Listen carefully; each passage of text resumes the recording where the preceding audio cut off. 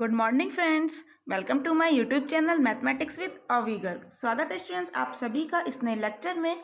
अभी तक हमने पढ़ा है डायनेमिक प्रोग्रामिंग के कुछ क्वेश्चंस। आज हम पढ़ रहे हैं एप्लीकेशंस ऑफ डायनेमिक प्रोग्रामिंग। आपको कुछ इस टाइप की एलपीपी दी होगी, ठीक है, उसे हम डायनेमिक प्रोग्रामिंग से कैसे सॉल्व करते हैं वो आज हम सीखेंगे। देखो, एलपीपी सॉल्व करने के अपने काफ़ी सारे मेथड पढ़े हैं, जैसा कि हमने सिंप्लेक्स मेथड पढ़ा था, ठीक है, रिवाइज सिंप्लेक्स मेथड भी हमने पढ़ा था, उससे हम एलपीपी सॉल्व करते थे। आज हम पढ़ेंगे डायनेमिक प्रोग्रामिंग से कैसे हम किसी एलपीपी को सॉल्व कर सकते हैं। सॉल्व करने का मतलब क्या है, हमें इन कंस्ट्रेंट की मदद से, इनकी हेल्प से x1 और x2 ये दो वेरिएबल हैं, इनका वैल्यू फाइंड आउट करना है और यहाँ से हम निकाल देंगे मैक्सिमम z की वैल्यू। तो देखिए ना, आज आपकी डायनेमिक प्रोग्रामिंग से कैसे क्वेश्चन को सॉल्व करते हैं, ठीक है। चाहो तो आप इसे सिंप्लेक्स मेथड से, रिवाइज सिंप्लेक्स मेथड से भी चेक कर सकते हैं कि आंसर सेम आ रहा है कि कुछ अलग आ रहा है, ठीक है। बिल्कुल आंसर जो है आपका सेम ही आएगा, क्योंकि मेथड कोई भी लगा लो, जो आपकी वैल्यूज़ है x1 x2 की वो चेंज नहीं होंगी, ठीक है। तो देखो, क्वेश्चन को सॉल्व करने से पहले कुछ बेसिक है उसे देख लेते हैं एक बार, उससे आपको क्वेश्चन अच्छे से समझ आ जाएगा, ठीक है। देखिए, सपोज करिए आपको एक एलपीपी दी हुई है कुछ इस टाइप की। Maximum Z is equal to J vary कर रहा है 1 से n तक, सी जे एक्स जे। इसका मतलब क्या है, सी यहाँ पर क्या है, सी जे आपके कांस्टेंट है। ये कुछ इस तरह से होगा, जेड की वैल्यू रखोगे तो c1 x1 plus c2 x2, जहाँ c1 c2 की वैल्यू कुछ भी हो सकती है, ठीक है। हो सकता है 4 या 2 हो, 3 कुछ भी हो सकती है। जहाँ आपको कंस्टेंट क्या दिए हैं, सब्जेक्ट टू समीशन जे बराबर 1 to n A I J X J is equal to B I, ठीक है। जहाँ आई वेरी कर रहा है आपका 1 to m, यहाँ पर j की वैल्यू आपको 1 to n पुट करनी है और i की वैल्यू 1 to m पुट करनी है, ठीक है। ये हो जाते हैं आपके कंस्ट्रेंट। और non negative restriction X J greater than equal to 0, जहाँ j कहाँ वेरी करता है 1 to n, यहाँ पे भी आपने देखा है जैसे, ठीक है। तो देखो, जब आपको यहाँ पर m i की वैल्यू m दी हुई हो और j की वैल्यू n दी हो, तो आप इसको क्या कह सकते हैं कि ये प्रॉब्लम आपके पास n वेरिएबल और m कंस्टेंट है। i यहाँ पर क्या आ रहा है, m तक जा रहा है ना, तो आप यहाँ पर i की वैल्यू क्या रखेंगे, पहले a1 रखेंगे, ठीक है। यहाँ पे j की वैल्यू कुछ भी रख लो, 1 2 कुछ भी रख सकते हो। i की वैल्यू फिक्स कर लो एक बार, जैसे i की वैल्यू 1 फिक्स कर लिया आपने, तो यहाँ पर a1 आ जाएगा, ठीक है। अब जेड को वेरी कराओ, आई की जगह 1 लिख दिया है, जेड को वेरी कराओगे तो a11, फिर a12, a13, ठीक है। इस तरह से आपके पास कंस्टेंट आ जाएंगे, ठीक है, रेस्ट्रिक्शन आ जाएंगे। तो यहाँ आपके पास n वेरिएबल है, यानी कि ऐसे x1 x2 xn, ठीक है, और m है कंस्टेंट। तो आप इसको कह सकते हो एक n स्टेज प्रॉब्लम। यानी कि क्या समझ आया, जितने वेरिएबल है उसको हम कह सकते हैं उतने ही स्टेज की वो एक प्रॉब्लम है, ये एलपीपी आपकी, ठीक है। यहाँ एक चीज़ क्या याद रखने की है कि क्वेश्चन जो आएगा मैक्सिमम का आना चाहिए, मिनिमम का नहीं होना चाहिए। अगर मिनिमम का है तो मैक्सिमम में चेंज करना पड़ेगा। कैसे करते हैं, माइनस से मल्टीप्लाई करके, ये चीज़ हम पहले भी पढ़े थे, ठीक है। अब देखो, इसके बाद हमें क्या करना होता है, मैक्सिमम की आपकी प्रॉब्लम दी होगी कुछ इस टाइप की, उसके बाद आपको मानना है स्टूडेंट्स बीटा 1 के, बीटा 2 के, बीटा m के। यहाँ पर ध्यान क्या रखना है, ये जो आपके स्टेट पैरामीटर हैं ये कहाँ तक जाएंगे, कितने आएंगे, m, जहाँ m क्या है आपके कंस्टेंट। यही चीज़ याद रखनी है बस, कंस्टेंट के हिसाब से हमें क्या चूज़ करना है और वेरिएबल के हिसाब से हमें क्या चूज़ करना है, ठीक है। अब आप एक बनाते हैं स्टेट फंक्शन किस तरह से, एफ के, जहाँ पर ये सभी एज इट इज़ हैं, ठीक है। जहाँ आपका k कहाँ वेरी कर रहा है, जो k है ये वेरी कर रहा है 1 to n, यानी कि जितने वेरिएबल हैं उतने ही k की वैल्यू होगी, ठीक है। समझ आया। इस फंक्शन को डिफाइन कैसे करते हैं, कुछ इस तरह से, is equal to maximum of x1 x2 xk summation j बराबर 1 to k C J X J, जहाँ k वेरी कर रहा है 1 to n, इसकी वैल्यू निकालने का ये फॉर्मूला है, ठीक है। Where the maximization is taken over non negative. अब देखो, एक्स जे आपका जो यहाँ पर हम ले रहे हैं, ये जो एक्स जे है आपके पास, ये सेटिस्फाई करना चाहिए एक इक्वेशन को, समीशन जे बराबर 1 to k A I J X J is equal to beta I K, जहाँ आई कहाँ वेरी कर रहा है 1 to m, m क्या है, कंस्टेंट्स, नंबर ऑफ कंस्टेंट्स, ठीक है, इसे आपने कहा इन दोनों को इक्वेशन नंबर फर्स्ट, तो इसको आप ट्रीट कर सकते हैं स्टूडेंट्स एक kth स्टेज की तरह। ठीक है, यहाँ पर जे की वैल्यू k तक है ना, इस यहाँ भी जे की वैल्यू k तक है, इसलिए हम कह सकते हैं इसको kth स्टेज। ठीक है, अब देखो यहाँ पर आपके पास एफ के की वैल्यू है। यदि हम फर्स्ट स्टेज की बात करें, डायनेमिक प्रोग्रामिंग के ऐसे क्वेश्चन किए थे हमने x1 x2, ठीक है, याद है आपको, जब हमने फर्स्ट स्टेज लेते थे आर की वैल्यू पुट करते थे तो फर्स्ट स्टेज होती थी, x1 की वैल्यू फाइंड आउट करते थे। सेकंड स्टेज पे हम क्या करते थे, x1 और x2 की वैल्यू फाइंड आउट करते थे। ठीक है, ऐसे ही यहाँ हमने f1 निकालना चाह रहे हैं। ठीक है, देखो f1 यानी k की जगह 1 पुट कर दिया। ठीक है, k की जगह 1 लिख दिया हमने, इज इक्वल टू क्या आएगा, मैक्सिमम ऑफ x1। ठीक है, ये रहा x1, k की जगह 1 लेना है तो यानी कि सिर्फ x1 आएगा। ठीक है, यहाँ पर k की जगह 1 लिखना है तो क्या आएगा, c1 x1। तो देखो यही लिखा है। ठीक है, देखो अब इस तरह से हमने एफ के यही रिपीट लिखा है और कुछ नहीं, इसको हम लिख सकते हैं मैक्सिमम ऑफ एक्स के सी के एक्स के।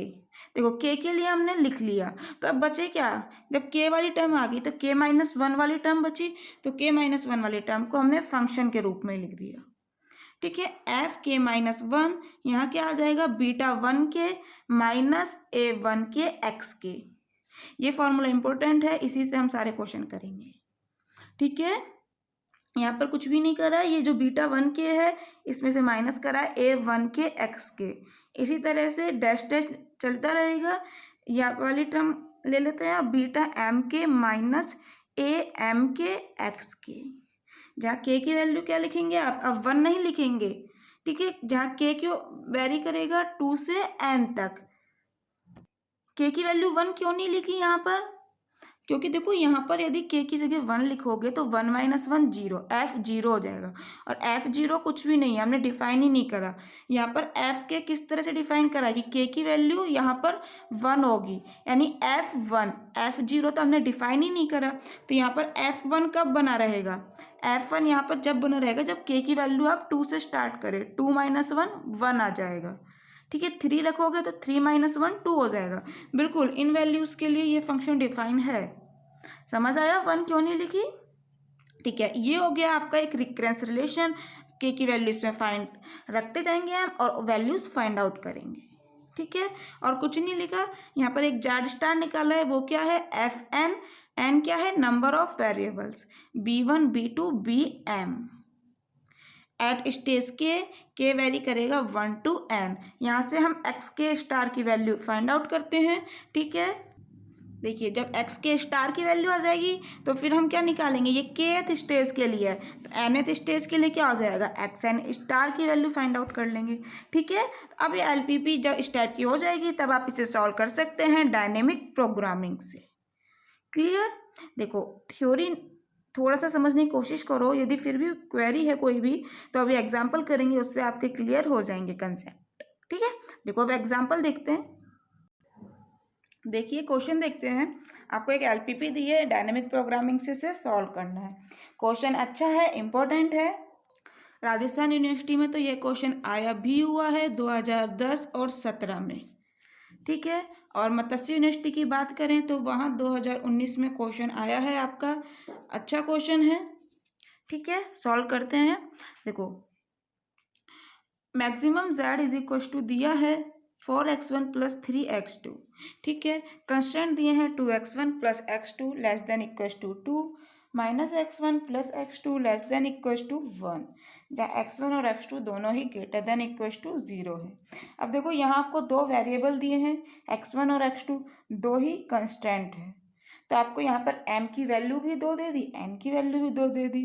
ठीक है, बट m क्या थे आपके, जितने कंस्टेंट होते हैं याद रखना है, तो यहाँ पर कंस्टेंट दो हैं यानी कि m की वैल्यू दो हो गई, और वेरिएबल कितने हैं दो, तो n की वैल्यू दो हो गई। ठीक है, अब आप इसको एक्सप्रेस कर सकते हैं टू स्टेज प्रॉब्लम की तरह, अभी आपने देखा था थ्योरी में। ठीक है, with two state parameters, state parameter भी यहाँ दो ही लेना है हमें। ठीक है, क्योंकि के की वैल्यू 1 और 2 दो ही होंगी एट ईच स्टेज। क्लियर। देखो तो beta one K beta two के दो हमने स्टेट पैरामीटर ले लिए, तो आपका स्टेट फंक्शन क्या हो जाएगा, F K beta one K beta two के। इसी तरह से करा था, अभी हमने थ्योरी पढ़ी थी। ठीक है, यहाँ पर आपके पास कंस्ट्रेंट कितने हैं, दो है ना, तो कंस्ट्रेंट दो है तो कितने पैरामीटर लेंगे, पैरामीटर दो लेंगे ना। वहाँ आपके पास m कंस्टेंट थे थ्योरी में, तो आपने क्या करा था, beta one K beta two के बीटा m के। यहाँ दो कंस्टेंट हैं, इसीलिए आपको बीटा वन के और बीटा टू के सिर्फ दो लेने हैं। ठीक है, फंक्शन हमारा क्या हो जाएगा, f के beta one K beta two के। ये हो गया आपका स्टेट फंक्शन। ठीक है, एट स्टेज के जाके के कहाँ वेरी करेगा, वन से लेकर टू तक। क्यों, के क्या वेरी कर रहा था, वन से लेकर एन तक। एन यानी कि नंबर ऑफ वेरिएबल्स, वो भी यहाँ दो ही है, इसलिए के की वैल्यू क्या होगी, वन और टू। यदि नंबर ऑफ वेरिएबल्स थ्री होते और एम दो ही होता तो हम क्या करते, यहाँ आपके पास के की वैल्यू हो जाती है वन टू और थ्री, और एम दो है तो ये तो आपको दो ही लेने हैं।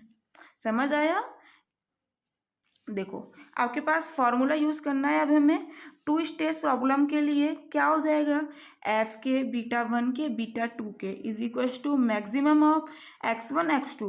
ठीक है, दो ही लेने हैं, दो वेरिएबल है X one X two, summation J is equals to one to के सी जे एक्स जे। यही फॉर्मूला लिखा था अभी हमने स्टार्टिंग में। एक्स वन एक्स टू कहाँ तक जा रहा था आपके पास, एक्स के तक, और सी जे एक्स जे, और यहाँ क्या था, जे बराबर वन टू के।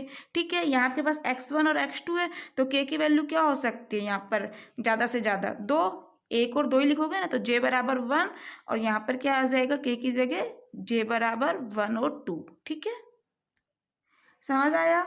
ये हो गई question number first. Such that constant लिखिए, जे बराबर one to K A I J X J less than equals to beta I के।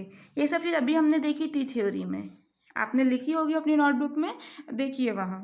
ठीक है, जहाँ आई कहाँ वेरी करेगा, वन से लेकर टू तक, वन और टू आपके पास दो ही है।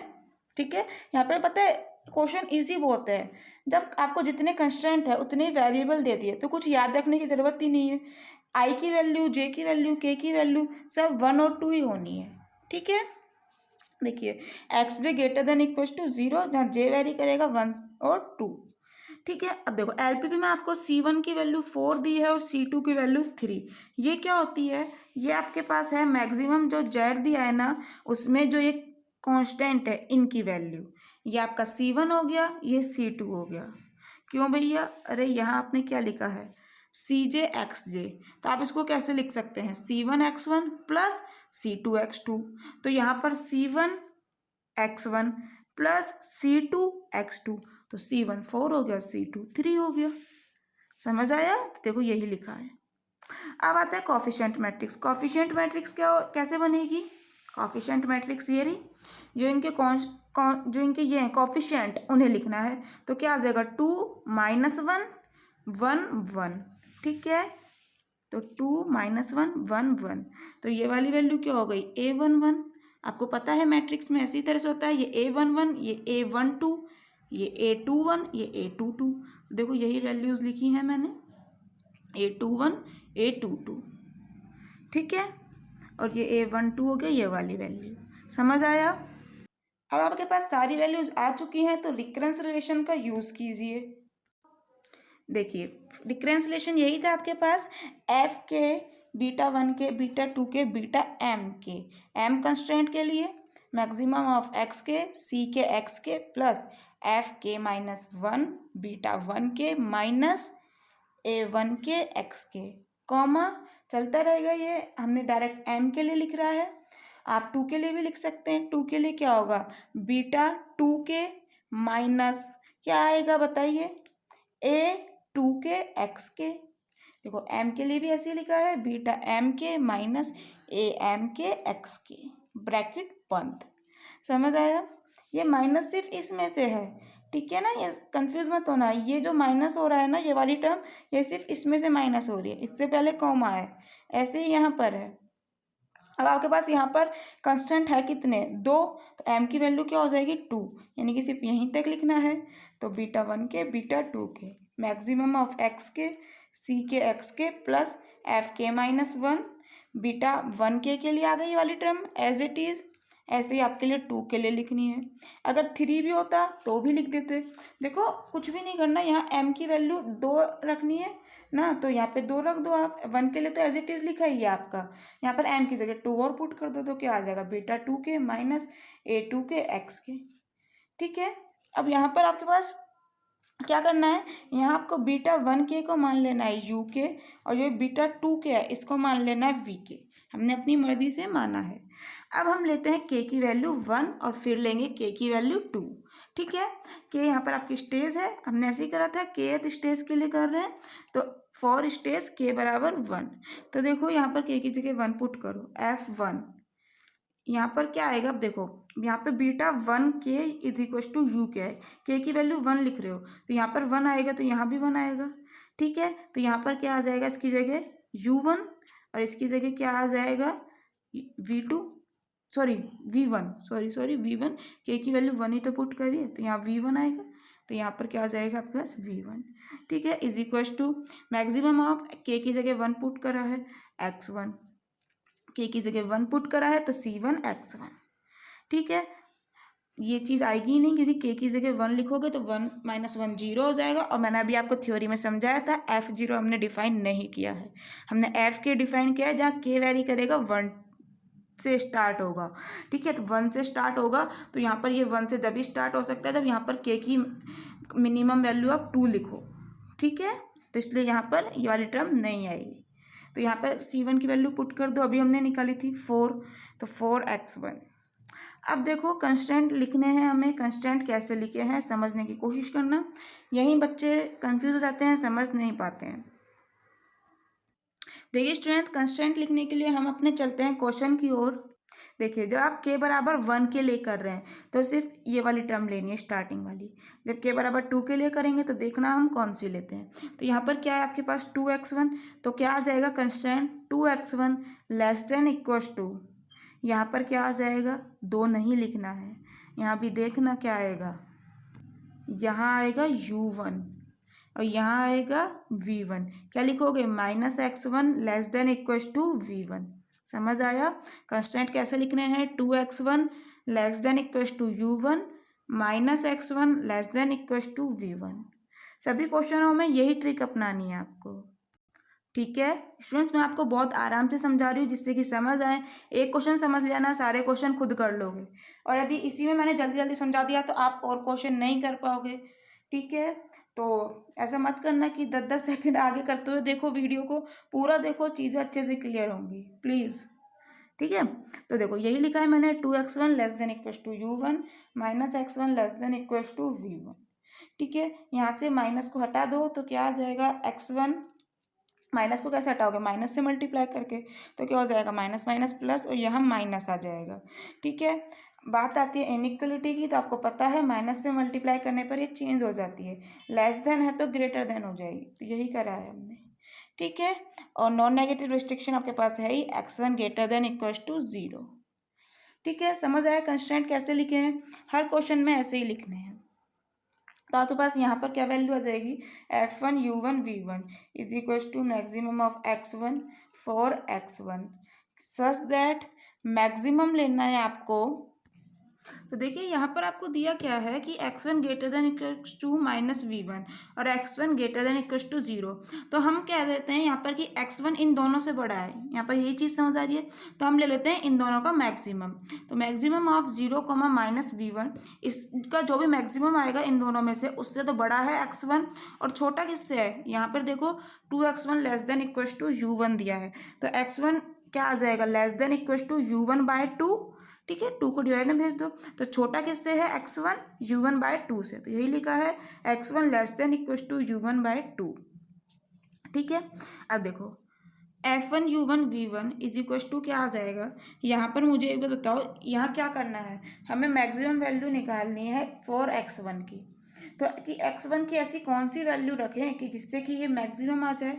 ठीक है, तो x1 वेरी कहाँ कर रहा है, इससे तो बड़ा है और इससे छोटा है, तो x1 की मैक्सिमम वैल्यू क्या हो जाएगी, इक्वल टू भी दिया है यहाँ, ठीक है। x1 की मैक्सिमम वैल्यू u1/2 हो सकती है, इससे ज़्यादा तो पॉसिबल ही नहीं है, क्योंकि हमने लगा रखा है कंस्ट्रेंट कि u1/2 से या तो बराबर है या फिर छोटी है। तो मैक्सिमम वैल्यू क्या हो गई x1 की u1/2, तो यहाँ पर यही पुट कर दी हमने और कुछ भी नहीं करा। तो 4 इंटू u1/2 क्या आएगा, 2 2 ज़ा 4, तो आपके पास क्या आ जाएगा, आपके पास आ जाएगा 2u1। ये क्या लिख दिया यहाँ पर, कुछ नहीं, 4 और आएगा मल्टीप्लाई में, ठीक है। 4u1/2, x1 की वैल्यू रखिए, 2 2 ज़ा 4 कैंसिल होकर आ गया आपके पास 2u1। कहाँ, जब x1 स्टार की वैल्यू, अब इसे हम स्टार से डिनोट कर रहे हैं, x1 स्टार की वैल्यू क्या लिखोगे आप, u1/2, ठीक है। अब देखिए, तो आपके पास ऑप्टिमल सॉल्यूशन क्या आ गया स्टेज फर्स्ट के लिए, x1 star is equal to u1/2। अब बात करते हैं स्टेज सेकंड की, k बराबर 2 के लिए। तो इसी फॉर्मूले में k बराबर 2 पुट करना और कुछ नहीं। तो देखो k बराबर 2 का मतलब क्या है, आपने पूरा फंक्शन ले लिया, ठीक है। k बराबर 2 का मतलब क्या है, आपने पूरा फंक्शन ले लिया। आपको दिया था कि maximum z is equal to, क्या दिया था, 4x1 + 3x2। देखो अगर ऐसे समझ नहीं आ रहा तो यहाँ से लिख लो, k बराबर 2 की बात कर रहे हैं, यानी कि ये कंप्लीट आ जाएगा। तो क्या आ जाएगा यहाँ से आपके पास, c1x1 + c2x2। c1 c2 की वैल्यू है ही आपके पास 4 और 3, तो मतलब क्या आ जाएगा, f के β1 के β2 के is equal to 4x1 + 3x2, ठीक है। तो यही तो लिखा है मैंने, maximum of x1 x2 4x1 + 3x2, ठीक है। अब हम अपने फॉर्मूले से निकाल लेते हैं, ये तो हमने जो गिवन है वो लिखा है, अब फॉर्मूले से तो निकालो। फॉर्मूला ये रहा आपके पास, ये रिकरेंस रिलेशन है ना, फॉर्मूला है, अब इससे निकालेंगे हम। तो इससे क्या आ जाएगा, F2, k की जगह 2 लिखना है, और यहाँ पे 2 लिखोगे तो क्या आएगा, β2 यहाँ पर, तो यहाँ भी 2 चेंज हो जाएगा, तो यहाँ क्या आ जाएगा u2 और यहाँ आ जाएगा v2, ठीक है। तो क्या आ जाएगा आपके पास, F2 u2 v2 is equal to क्या आएगा, x की जगह 2 लिखना है तो x2, यहाँ पर क्या आ जाएगा c2x2, k की जगह 2 लिख रहे हैं और कुछ नहीं, यहाँ 2 - 1 1, तो f1, यहाँ क्या आएगा, β1 के की जगह आपके पास u2, यहाँ पर u2 लिख रहे हो ना, तो यहाँ क्या आ जाएगा u2 - a12x2, यहाँ क्या आ जाएगा v2 - a22x2, ठीक है। तो देखो यही लिखा है और कुछ भी नहीं करा। अब a12 की वैल्यू भी आपके पास है, a22 की वैल्यू भी आपके पास है, कॉफिशिएंट मैट्रिक्स से हमने वैल्यूज़ निकाली थी, ठीक है, और c2 की वैल्यूज़ भी है। तो इन तीनों की वैल्यूज़ आप पुट कर दीजिए, तो आपके पास क्या आ जाएगा, maximum of x2 3x2 + f1 u2 - x2 v2 - x2, ठीक है। वैल्यू पुट करी और कुछ भी नहीं करा। अब देखो f1 u1 v1 की वैल्यू अभी अभी हमने फाइंड आउट करी थी, ठीक है, 2u1, तो ये लिखा है मैंने। तो यहाँ पर देखो f1 ये रहा, ध्यान से समझना, u1 v1, यानी इसकी जगह u1 और इसकी जगह v1। मुझे एक बात बताओ, यदि आपको ऐसे दिया हुआ है fx is equal to 2x, fx is equal to आपको 2x दिया है, तो क्या आप एफ ए की वैल्यू नहीं निकाल सकते क्या, बिल्कुल निकाल सकते हैं। ए की जगह यहाँ भी, सॉरी एक्स की जगह यहाँ भी ए पुट कर दो, तो क्या आ जाएगी 2a। तो यही तो हमने यहाँ पर करा है।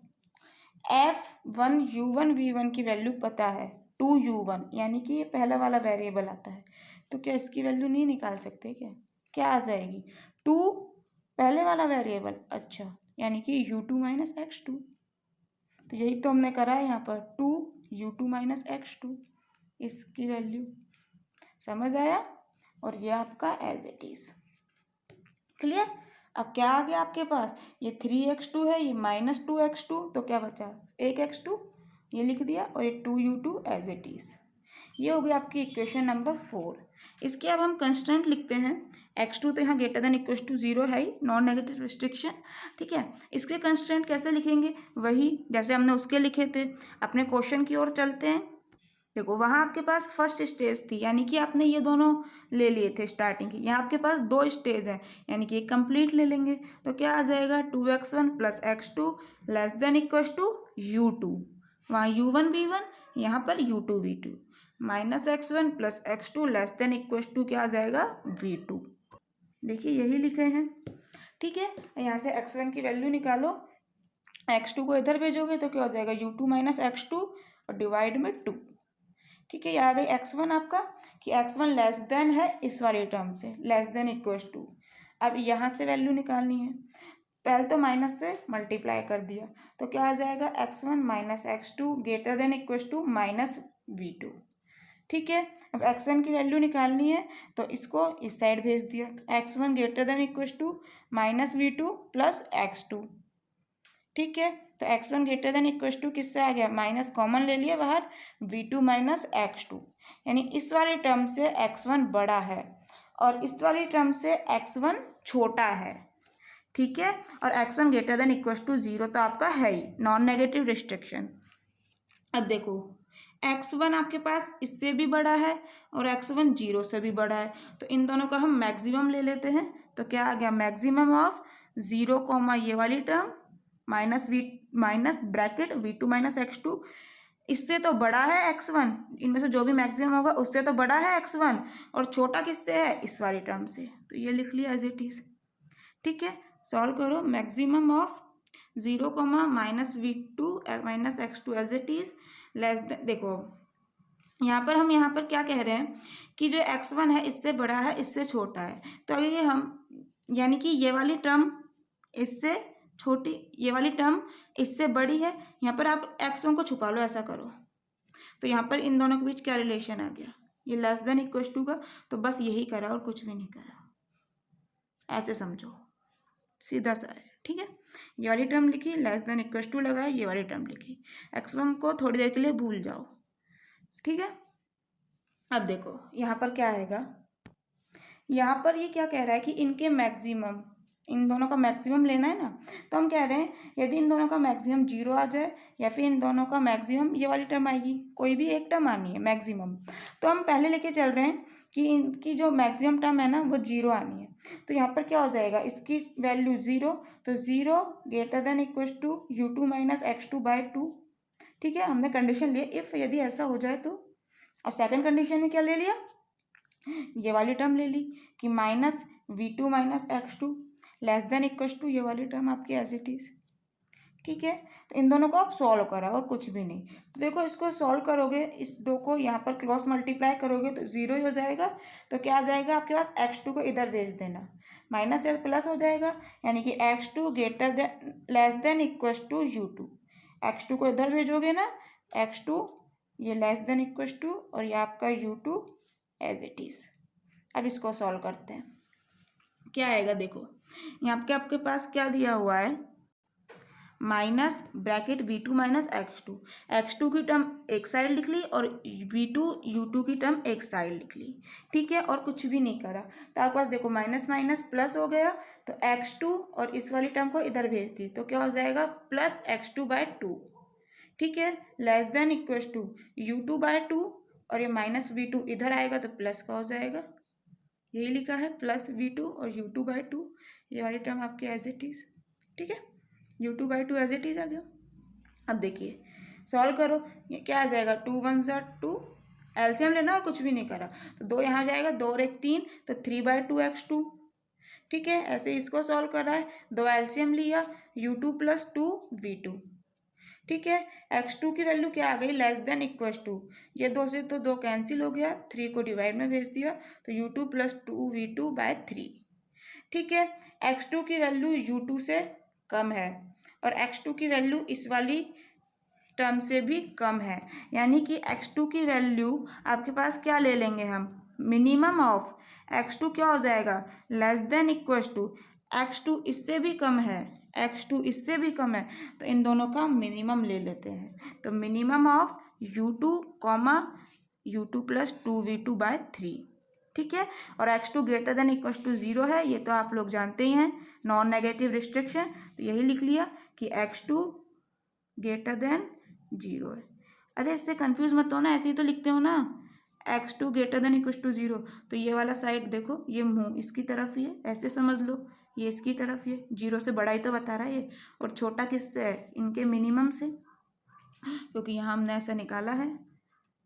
ठीक है, समझ आया, कंडीशन समझ आई, आ गया आपका x2 यहाँ पर, x1 हम लेके चल रहे थे, x2 पर आ गए।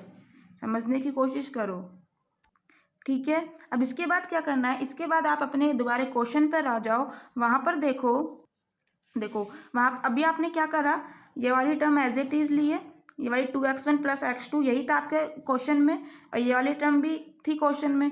यहाँ पर चेंज था, ठीक है। यहाँ पर क्या क्या वैल्यूज थी आपकी क्वेश्चन में, देखो यहाँ आपकी क्वेश्चन में वैल्यू है 2 और 1। तो यानी कि अगर हम एलपीपी से देखें तो गिवन एलपीपी आपकी बता रही है कि u2 की वैल्यू 2 है और v2 की वैल्यू 1 है। ये टर्म तो सेम है ना, तो u2 की वैल्यू 2 और v2 की वैल्यू 1, ये आपकी गिवन एलपीपी बता रही है, ठीक है। समझ आया, गिवन एलपीपी के अनुसार u2 की वैल्यू और v2 की वैल्यू। तो देखो मैंने यही लिखा है, बाय द गिवन एलपीपी आपको दिया हुआ है u2 की वैल्यू 2 और v2 की वैल्यू 1, ठीक है। तो u2 और v2 की वैल्यू अब पुट कर दो। यहाँ पर u2 की वैल्यू और v2 की वैल्यू पुट करोगे तो क्या आ जाएगा, u2 की वैल्यू आपके पास क्या है 2 और v2 की वैल्यू 1, तो क्या आ जाएगा, यहाँ पर 1 लिखोगे तो 2 1 ज़ा 2, तो 2 प्लस u2 की वैल्यू 2 रखनी है, तो 2 प्लस 2 4, 4/3। यहाँ क्या आ जाएगा u2 की वैल्यू 2, तो 2, 4/3। देखो यही लिखा है, x2 की वैल्यू 0 से तो ग्रेटर देन चल ही रही है, मिनिमम आपका एज इट इज़ u2 की वैल्यू 2 रख दी, ठीक है। और यहाँ पर क्या आ जाएगा 2 + 2 4/3, ठीक है। यहाँ से लिख लो, मैंने डायरेक्ट बता दिया आपको, समझ आया। अब 2 में से और 4/3 में से मिनिमम क्या है, ये क्या आएगा 3 1 ज़ा 3, तो 1 पॉइंट समथिंग आएगा कुछ, और ये 2 है, तो ऑब्वियसली 4/3 कम है 2 से, तो आपका पास मिनिमम वैल्यू क्या आ गई इस ब्रैकेट की 4/3। तो क्या आ जाएगा x2 की वैल्यू कि 0 से तो बड़ी है और 4/3 से कम है। पता लगा x2 कहाँ वेरी कर रहा है आपके पास, ठीक है। अब क्या लिखा है, put the values of u2 v2 x2 in equation 4। अब हम चलते हैं फोर्थ इक्वेशन में।